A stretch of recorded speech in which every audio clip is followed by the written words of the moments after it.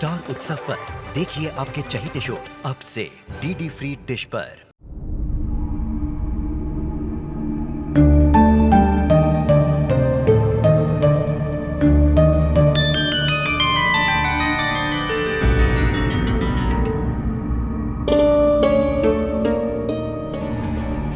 पार्वती,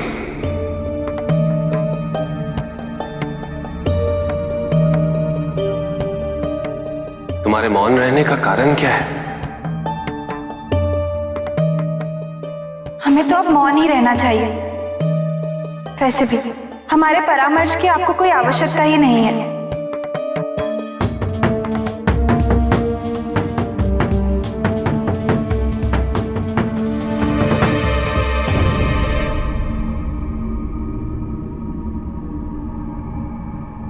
क्या आप असुरों की कुटिलता से इतने अनभिज्ञ हैं स्वामी?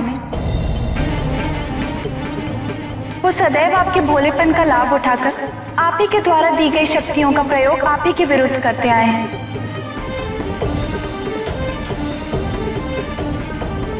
तारकासुर की धूर्तता के उत्तराधिकारी उसके तीनों पुत्र हैं और उन तीनों ने भी बड़ी चतुराई से आपको अपना संरक्षक बना लिया।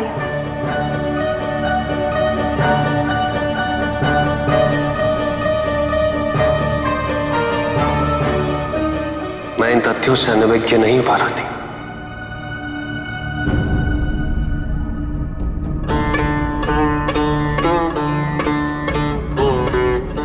किंतु ज्ञात रह पा रही थी। आराध्य होना एक बहुत बड़ा दायित्व है।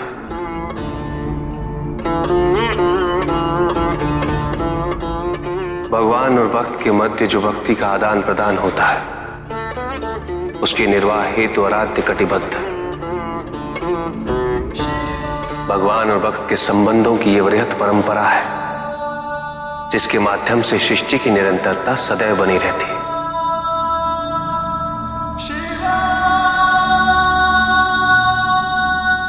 और इसका उल्लंघन सृष्टि ही नहीं, अपितु मानव संबंधों पर भी प्रश्न चिन्ह उठाता है। भगवान भी धर्म के अनुपालन से परे नहीं। भगवान को भी अपनी सत्यनिष्ठा और अपनी अनुकंपा को समय समय में अपने भक्तों के समक्ष प्रतीत करना पड़ता है। अपने भक्तों के समक्ष उसे सिद्ध करना पड़ता है। भगवान भी उनकी विशिष्ट समस्याओं और उनकी विपरीत परिस्थितियों का उत्तरदायी भी है। इसी भक्ति और समर्पण की विशाल परंपरा का अनुपालन मैंने तारकासुर के पुत्रों को वरदान देकर किया है। किंतु आपकी इस परंपरा के अनुपालन से इस संसार और सृष्टि को हानि पहुंचना निश्चित है। क्या आपने इस पर विचार नहीं किया? विचार किया है पार्वती, और मैं इन तथ्यों से पूर्णतः अवगत हूं। इस संसार में ऐसे अनगिनत असुर हैं जिन्होंने अपने तप द्वारा अमरत्व का वरदान प्राप्त किया है, किंतु आज उनमें से कोई भी जीवित नहीं। अधिकांश व्यक्तियों में जब अपने शरीर के प्रति मोह उत्पन्न होता है, तो वो अमरत्व हेतु ही प्रयास करते हैं, किंतु ये उनकी बहुत बड़ी भूल है।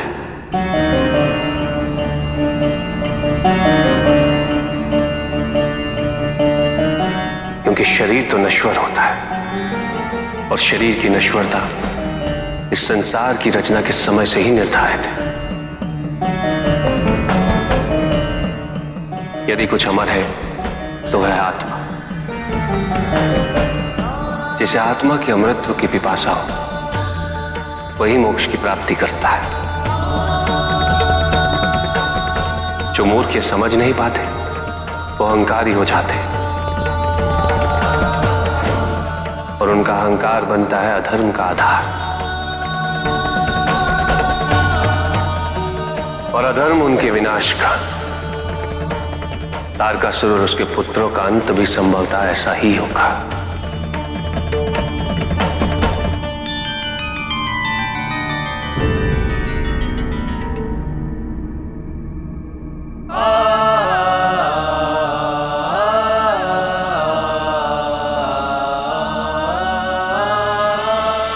नारायण नारायण। प्रणाम प्रभु। प्रणाम माते। प्रतीत होता है कि कैलाश पर वसंत ऋतु का आगमन हो चुका है। माता के मुख पर इस आभा को देखने के लिए न जाने संसार कब से ललायित है। अब इस शुभ अवसर पर एक शुभ समाचार मैं भी दे देता हूं। माते, हिमनरेश हिमावन और महारानी मैनावती शीघ्र ही कैलाश पर पधार रहे हैं।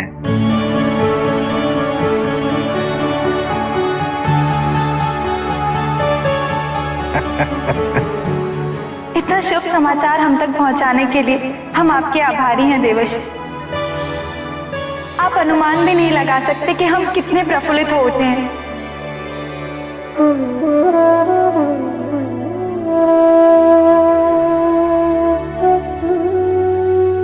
स्वामी, इतने वर्षों के अंतराल के पश्चात हमें अपने माता पिता के दर्शन होंगे। कुछ दिनों पूर्व हम अत्यंत व्यथित हो उठे थे और मां को स्मरण कर रहे थे। मां अपनी संतान का कष्ट दूर से ही भाप लेती है।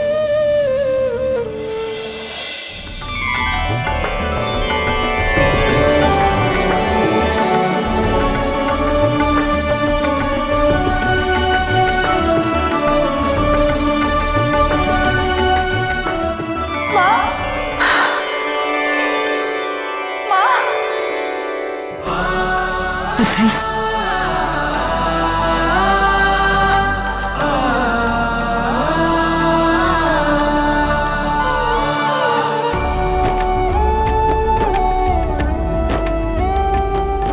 पिताजी,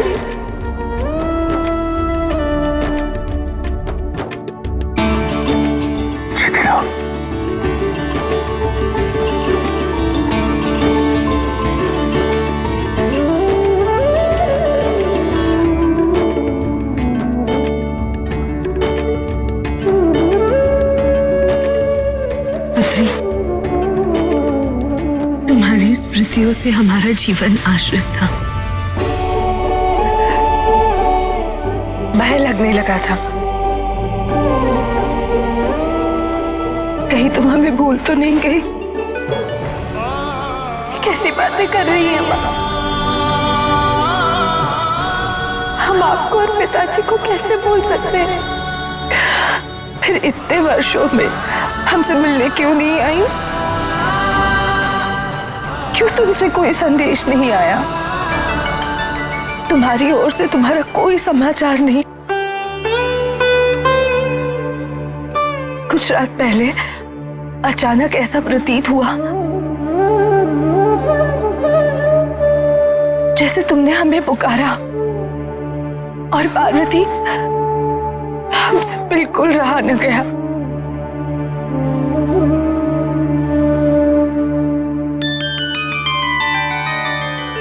पार्वती, तुम्हें सुखी देखने का सुख क्या होता है, यह हमारे लिए शब्दों में व्यक्त करना असंभव है।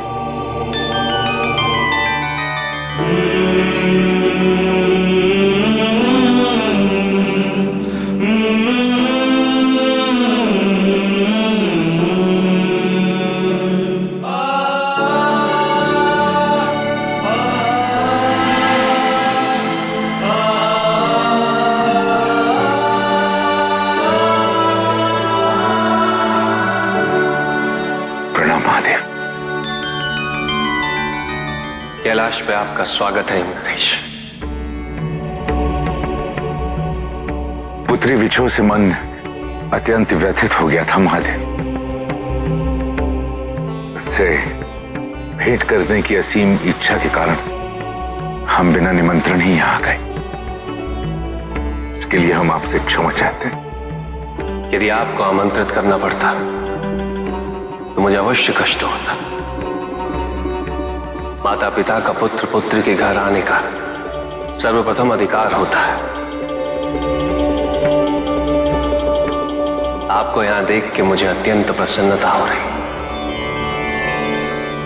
और इतना ही नहीं, पार्वती को हर्षित देख मेरा मन और भी प्रफुल्लित हो उठा। आइए। असुर कुमार, असुर कुमारों को चक्री का प्रणाम।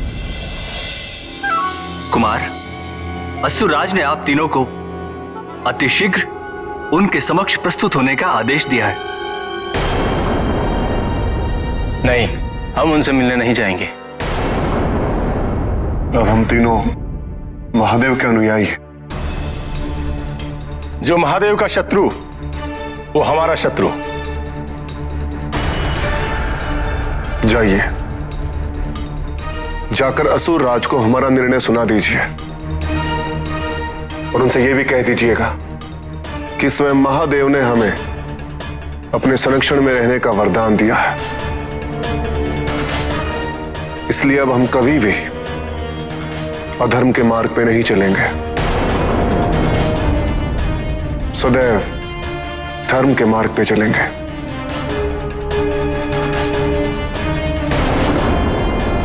चाहिए।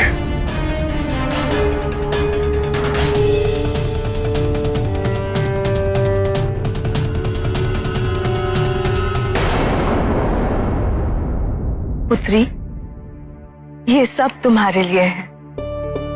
एक विशेष स्वर्णकार ने ये गहने तुम्हारे लिए गढ़े हैं।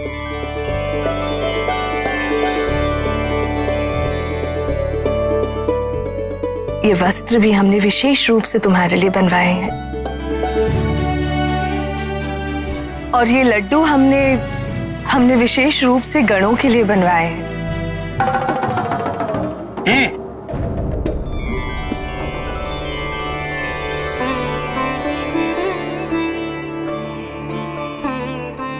आपके इस भेंट हेतु हम सभी आपके अत्यंत आभारी हैं।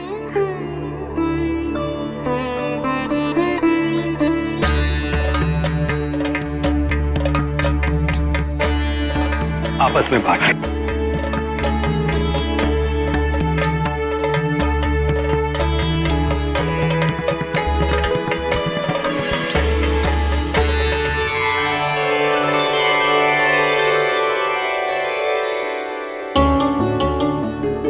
माता, मेरे लिए कोई भेंट नहीं लाई हैं आप?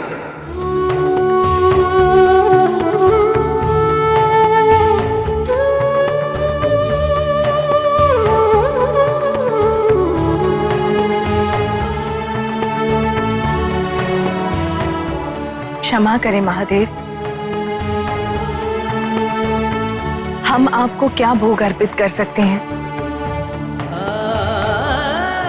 जब आपकी पत्नी स्वयं अन्नपूर्णा है। नहीं माता, कुछ तो अवश्य लाई हैं आप।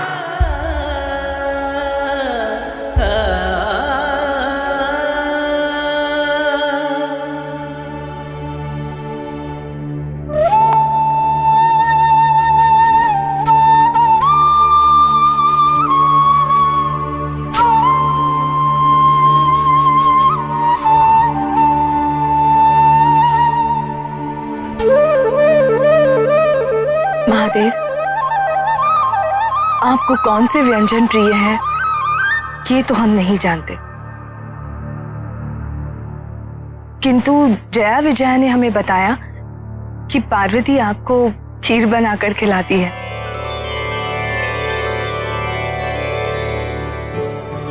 इसलिए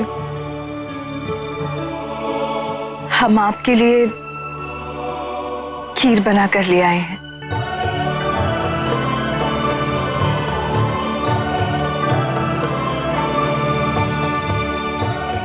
पार्वती द्वारा बनाई गई खीर के सामने ये तो कुछ भी नहीं है।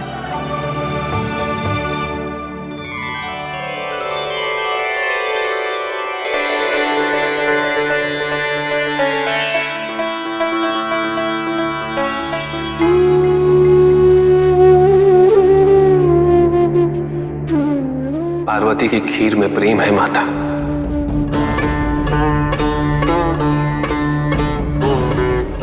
किंतु आपकी खीर में ममत्व है।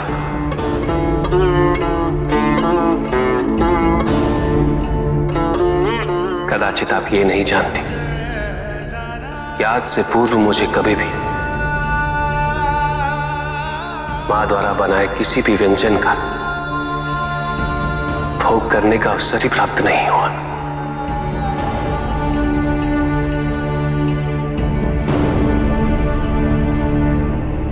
ये खीर तो मेरे लिए अमृत का सेवन करने समान है।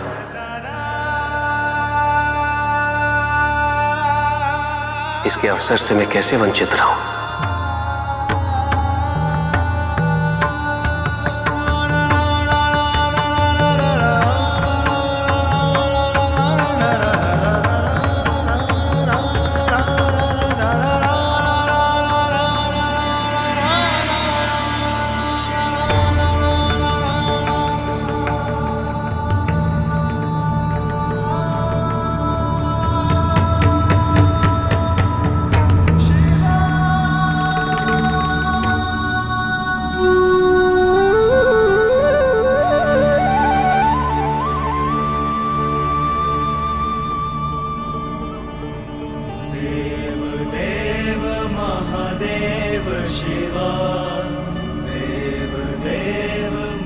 इस खीर के सेवन से प्राप्त हुई तृप्ति युगों की तपस्या के परमानंद से भी उत्कृष्ट है।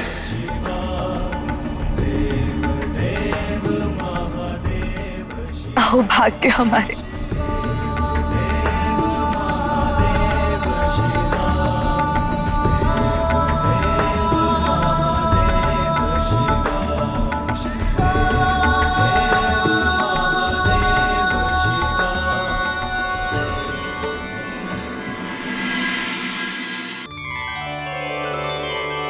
पार्वती, क्या तुम अपनी मां को अपने कैलाश का भ्रमण नहीं करवाओगे?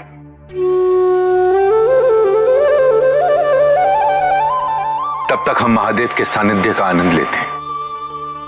जी पिताजी।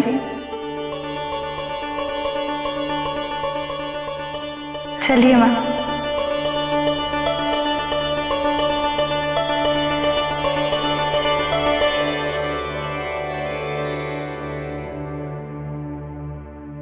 महादेव, हमने अपने सारे उत्कृष्ट संस्कारों से पार्वती का पालन पोषण किया है। यदि असावधानीवश उससे कोई त्रुटि हो जाए तो हमें अवगत करवाइएगा। हम उसे अवश्य समझाएंगे। यदि पत्नी सर्वगुण संपन्न हो हिम नरेश, तो त्रुटि होने की संभावना उत्पन्न ही नहीं होती। पार्वती से ही सारे गुण उत्पन्न हुए हैं नरेश। संपूर्णता की प्रतिमूर्ति है वो। जैसे वैरागी को एक गृहस्थ में परिवर्तित कर दिया आपकी पुत्री ने।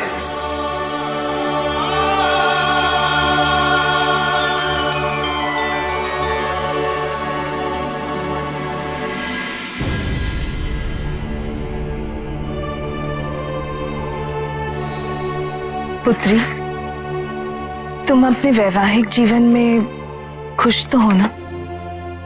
बस इतना समझ लीजिए मां कि हम अपनी प्रसन्नता व्यक्त भी नहीं कर सकते। तुम्हारा कक्ष कहाँ है? यही तो है मां।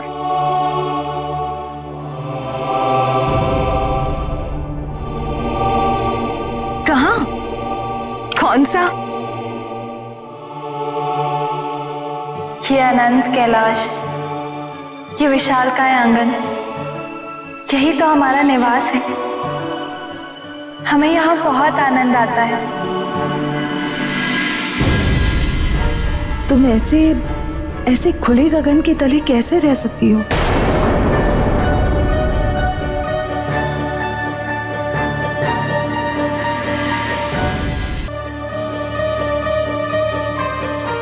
पुत्री, हमारा तात्पर्य तुम्हारे व्यक्तिगत कक्ष से था। जैसा तुम्हारा अपने पिता के भवन में हुआ करता था, तुम और महादेव विश्राम कहाँ करते हो? यदि महादेव के साथ एकांत में समय बिताना हो तो उसका कोई स्थान तो होगा। है ना माँ, वो हिमखंड। हम अपना समय वहीं व्यतीत करते हैं।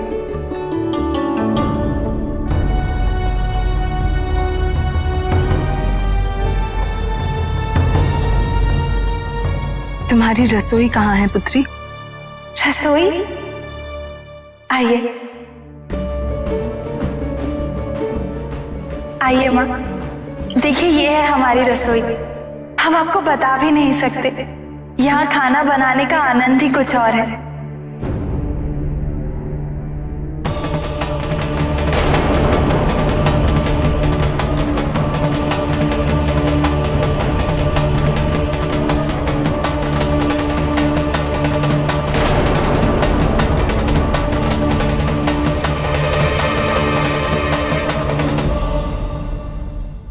पुत्री, हम समझते हैं कि तुम महादेव से अथाह प्रेम करती हो, किंतु तुम्हें ऐसे देख हमारा हृदय अत्यंत व्यथित हो रहा है। हम तुमसे इस संदर्भ में कुछ कह भी नहीं सकते, किंतु हमारी इच्छा है कि तुम कुछ समय के लिए वापस राजभवन में चलो, ताकि हम तुम्हारी देखभाल कर सकें। तुम्हें भी प्रसन्नता होगी।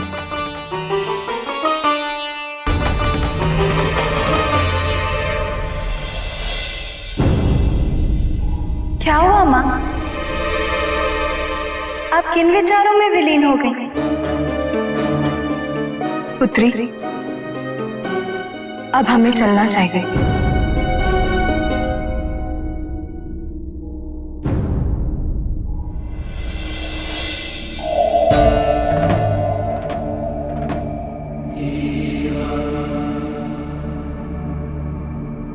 मैं आपकी मनस्थिति से भली भांति अवगत हूं माता। भला कौन मां अपनी पुत्री को ऐसे अरण्य जीवन जीते देखना चाहेगी? यह अत्यंत विचित्र विडंबना है कि राजभवन में पोषित कन्या को एक अरण्य जीवन बाध्य होना पड़ रहा है। किंतु सत्य तो यही है कि इसी खुले अनंत गगन से पार्वती समस्त सृष्टि का संचालन एवं पोषण अनंत काल तक करती रही। यही उनका गृह और कार्यक्षेत्र है और यही रहेगा।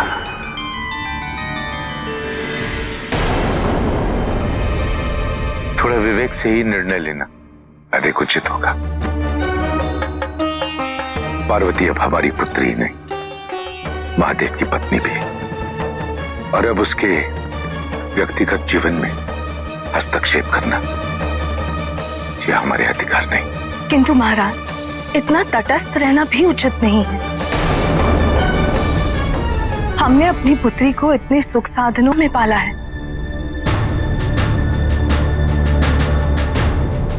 क्या इन हिमखंडों में जीवन यापन करने हेतु?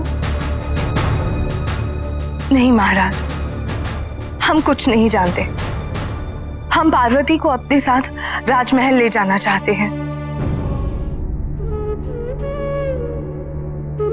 अवश्य महारानी, किंतु पार्वती को लौट के तो यहीं आना है। महाराज, हम और कोई तर्क नहीं सुनना चाहते।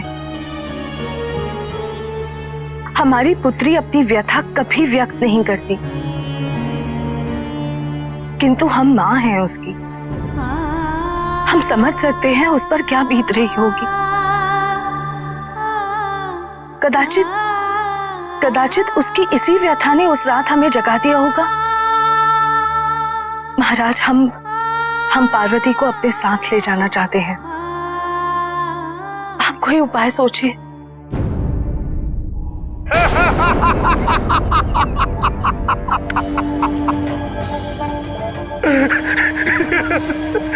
अंततः महादेव ने मेरे तीनों पुत्रों को वरदान प्रदान कर ही दिया।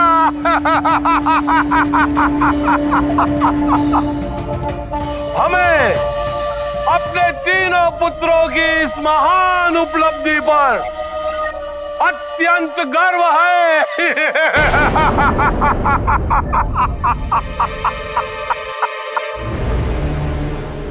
इतना उत्साहित होने की आवश्यकता नहीं है तारकासुर। लगता है तुमने अपने पुत्रों के भेजे हुए संदेश को भली भांति नहीं सुना। अधर्मी, अधर्मी कहा है उन्होंने तुम्हें। शत्रु, शत्रु की संज्ञा दी है तुम्हें। और तुम्हारी किसी भी योजना में भाग लेने का विचार उन्होंने पूर्णतः त्याग दिया है। भाई, ऐसा नहीं हो सकता, कदापि नहीं हो सकता।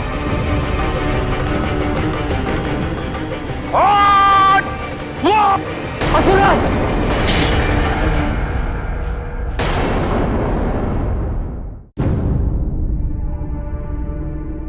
महादेव, आपके आतिथ्य में हमें बहुत आनंद आया।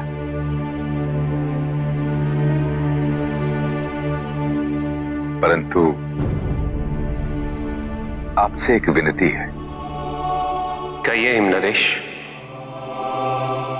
हम पार्वती को द्विरागमन की परंपरा हेतु अपने साथ हिमालय ले जाने की आज्ञा चाहते हैं।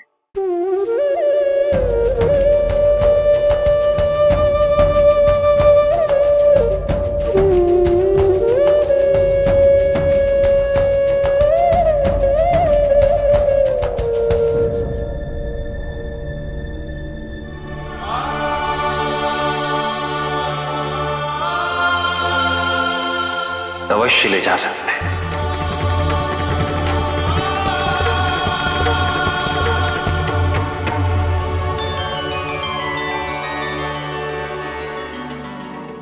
महादेव, पार्वती को कुछ समय तक हमारे साथ रहने की भी अनुमति दे दीजिए।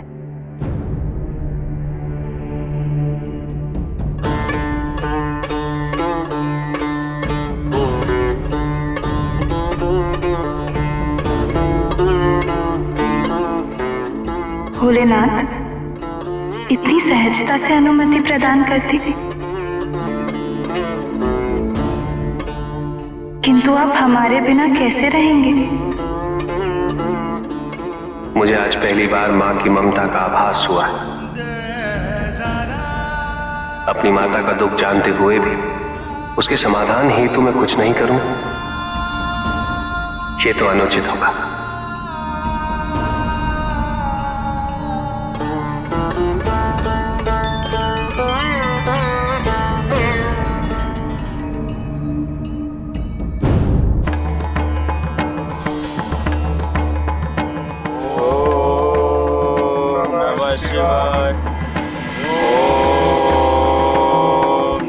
शिवाय। ओम नमः शिवाय। ओम नमः शिवाय। ओम नमः शिवाय। असुर कुमार,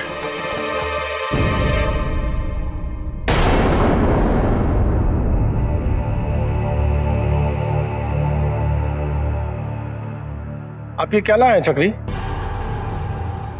संभवतः असुर राज ने कोई उपहार भेजा होगा।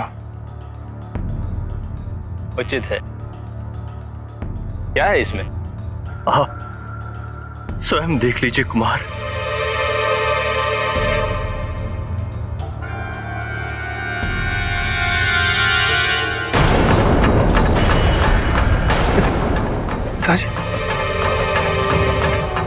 हाँ, मैं तुम्हें क्या शिव के प्रसाद की अपेक्षा थी?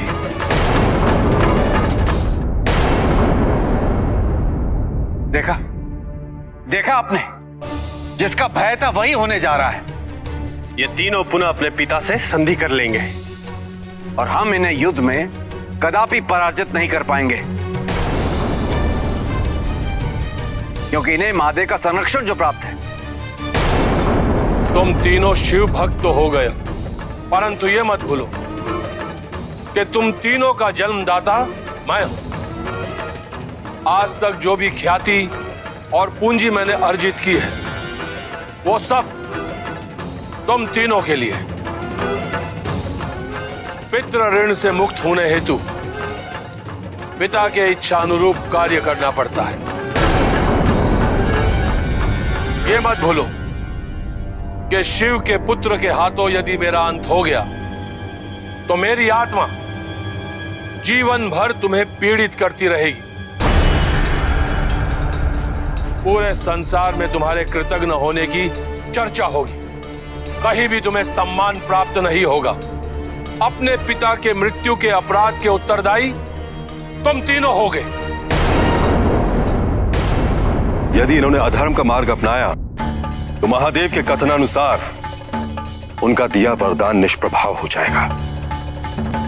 तात्पर्य यही है देवराज, यदि इन्होंने अपने पिता से प्रभावित होकर पुनः असुरी जीवन शैली को स्वीकार किया तो ये कभी ना कभी कोई ना कोई अधर्म का मार्ग अवश्य न अपनाएंगे।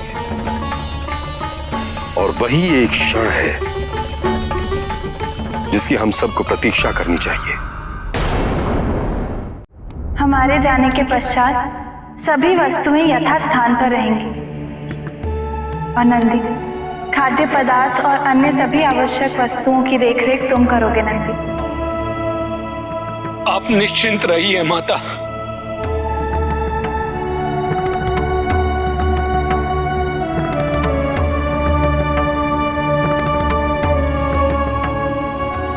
और हम ये नहीं चाहते कि हमारी अनुपस्थिति में कोई भी भोजन और जल त्यागे।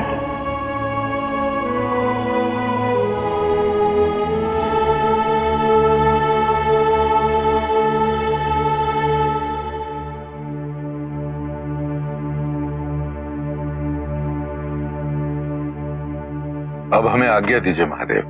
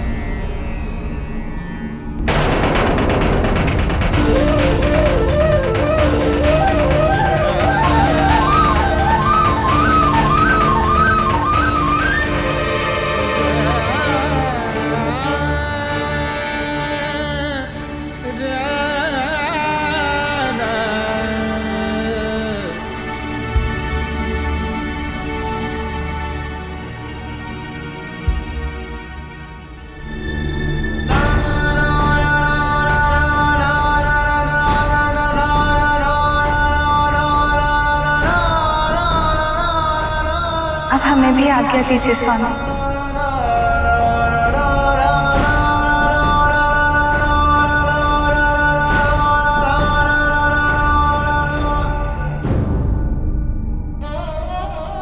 एक बार तो कहते मत जाओ।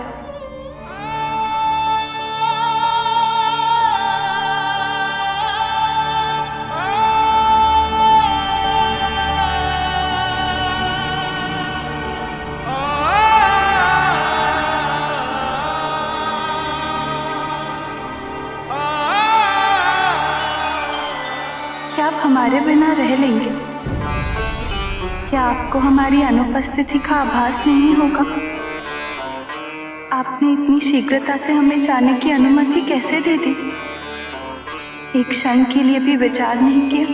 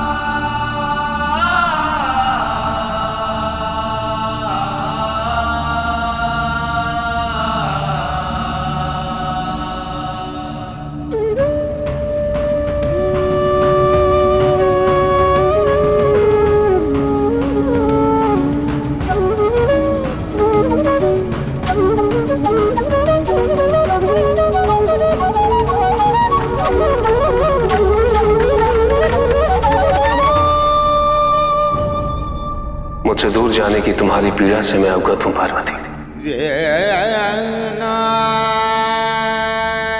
किंतु इस समय तुम्हारी माता की इच्छा सर्वोपरि है।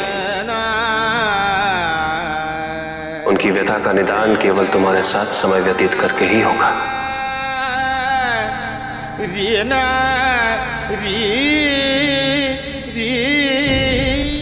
मूर्खो, सोच क्या रहे हो? जो तुमने मांगा था, जो तुम्हें चाहिए था, वो शिव ने तुम्हें दे ही दिया।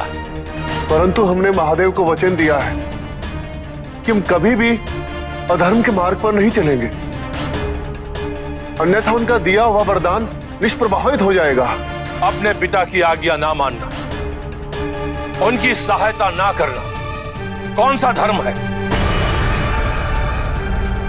और फिर पितृ धर्म का पालन करना तो स्वयं महादेव भी अति उत्तम मानते हैं। और यह मत भूलो कि हमारे विरुद्ध जाकर, हमारी आज्ञा का पालन ना करके तुम तीनों अपने आप को ही हानि पहुंचा रहे हो। अब स्वयं सोच लो, कौन से मार्ग पर चलना चाहते हो?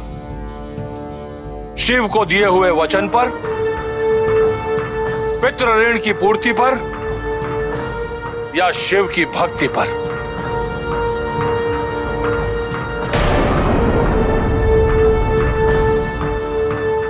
आज्ञा दीजिए पिताश्री, हमें क्या करना है?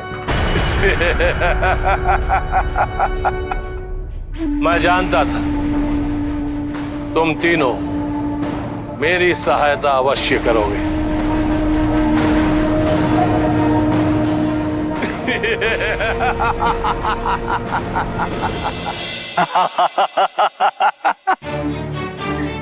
आज ये पहली बार हुआ है जब तारकासुर और मैं एक ही क्षण में एक साथ इतना प्रसन्न हुए। अब सत्य कह रहे थे गुरु बृहस्पति, इन तीनों ने अपने पिता का साथ देना स्वीकार कर लिया है। ये असुर के असुर ही रहे।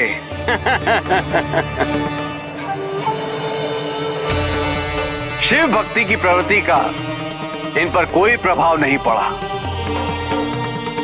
अब निस्संदेह ये कोई ना कोई अधर्म अवश्य करेंगे।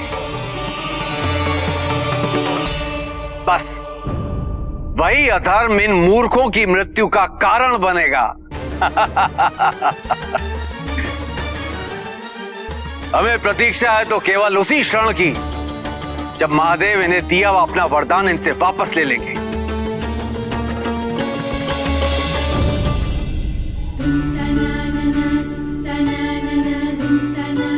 पार्वती, पार्वती, पार्वती।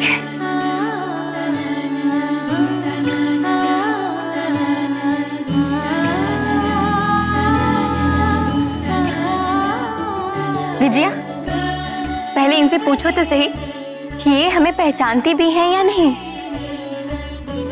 जितने वर्ष इसने हमारे साथ व्यतीत किए थे, उससे कहीं अधिक वर्ष हमसे दूर रहकर व्यतीत कर लिए।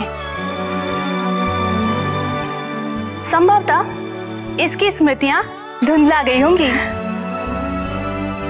सत्य कहती हो विजय।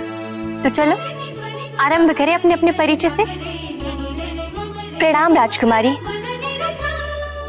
हम आपके बालपन की सखी जया हैं और हम विजया।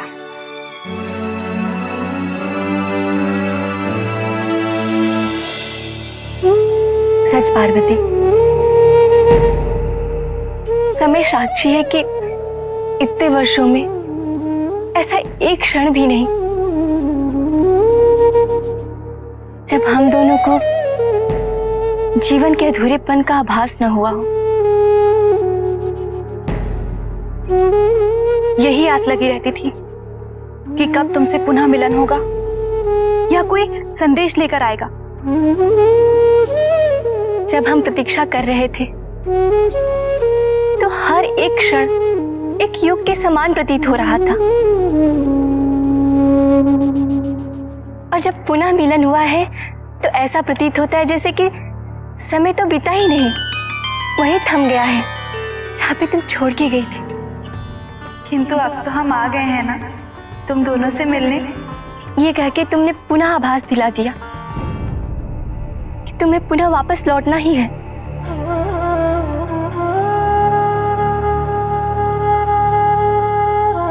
है ना? किंतु अब जब तक तुम दोनों नहीं कहोगे हम कहीं नहीं जाएंगे।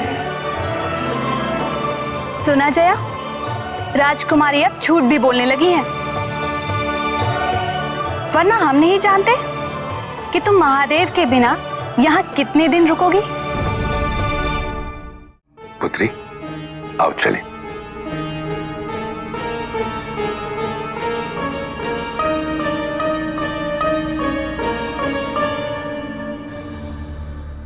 जया, विजया, तुम दोनों को पार्वती का विशेष रूप से ध्यान रखना होगा।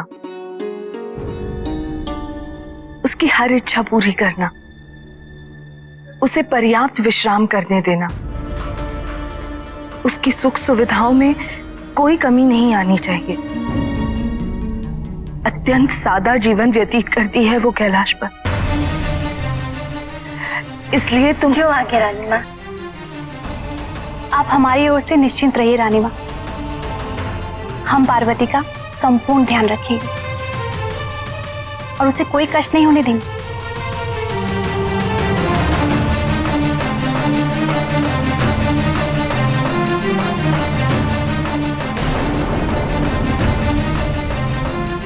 महादेव, आप तो सर्वज्ञ हैं। क्या आप इस दुख से हमें मुक्ति नहीं दिलाएंगे?